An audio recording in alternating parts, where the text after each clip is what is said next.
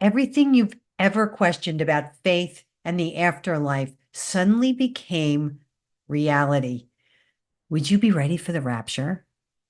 Lars Loofboro is an actor and he played the role of James Sutherland too, who became a unbelieving son after his world famous charismatic preaching dad passed away.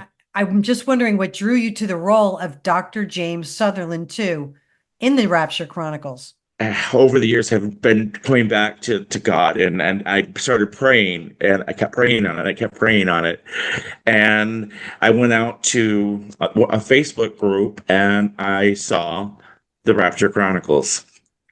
And I saw this audition, and I'm like, well, this sounds really interesting. I'm like, I want to find out more about this. So I sent in my audition information, my bio, and all that. And Dre contacted me and gave me my site, my audition with, and so I auditioned and prayed on it again. And the character just really drew me in because I could relate to him so much. Mhm. Uh, but Dre is a wonderful storyteller. Oh, his work is beautiful, and after watching some of his work that he had done prior, I knew that I had to be a part of this. Mhm. But I'm like, okay, I'm just gonna pray on it. Hopefully, it will happen. I don't know. And then next thing I know, it was a few days later. I don't even remember. It might have been a week. Dre contacted me and he says, "We're going to offer you the role of James Summerlin." And I was just like, "Oh my gosh, to play him would be just an amazing experience because." Even to be a part of his story and Dre, meaning Dre, but I that connection to that character was real for me. But I mean, was it difficult to get that part going, and how did that go? Well, I had to trust in the script.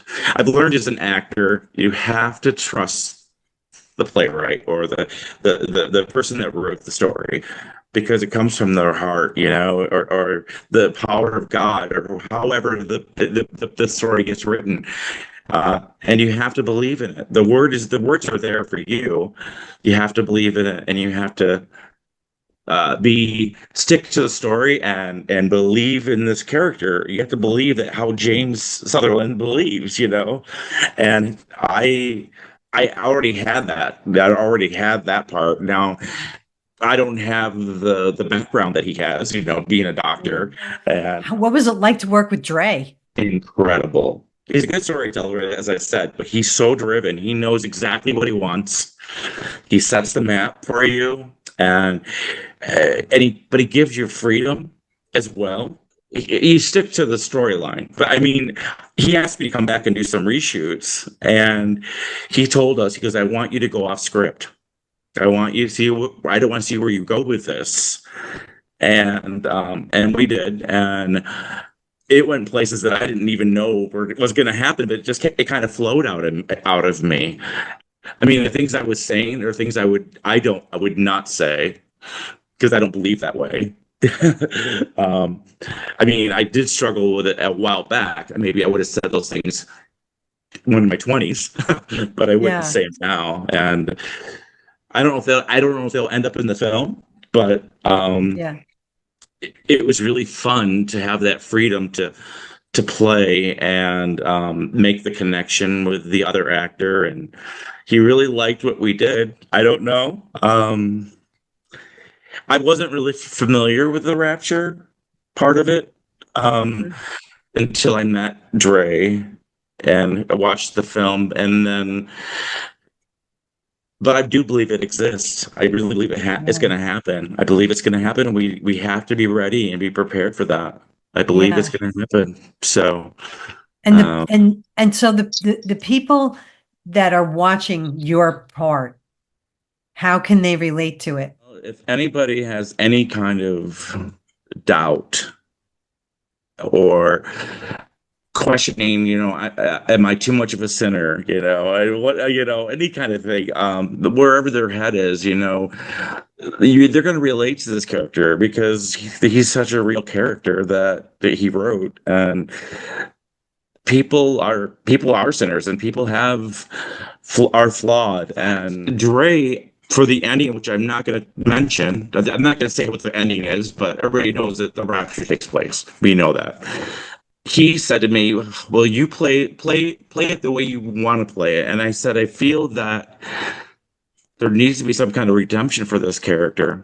I really felt that, and I wanted that for that character. I mean, he wanted me to react to the rapture, and I wanted my character to realize where he faltered.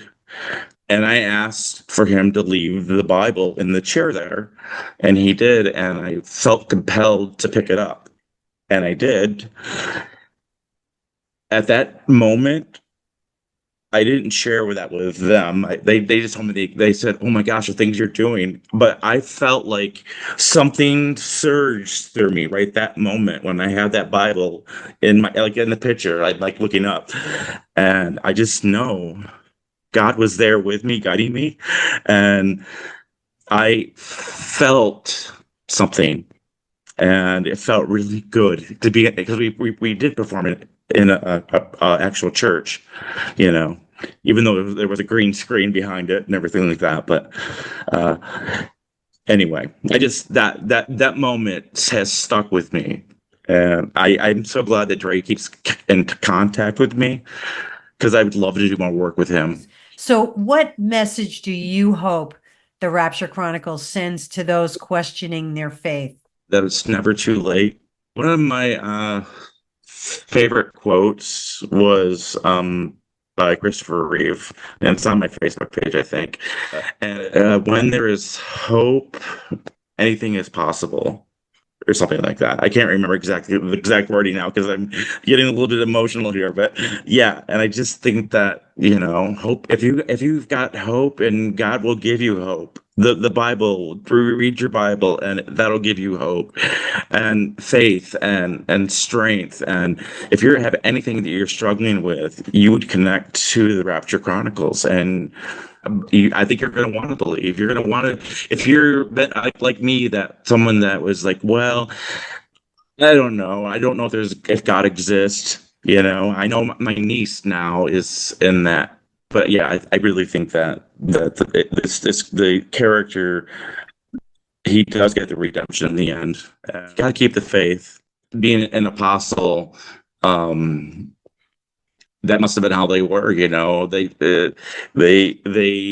felt compelled to be with Jesus, and that was part of their journey. And I believe that the story stands true with all of us. So I'm talking to the audience now. After watching the Rapture Chronicles, ask yourself, what if today was the day? Would you be prepared for what comes next? If you enjoyed this, please like and subscribe for more Christ-centered interviews.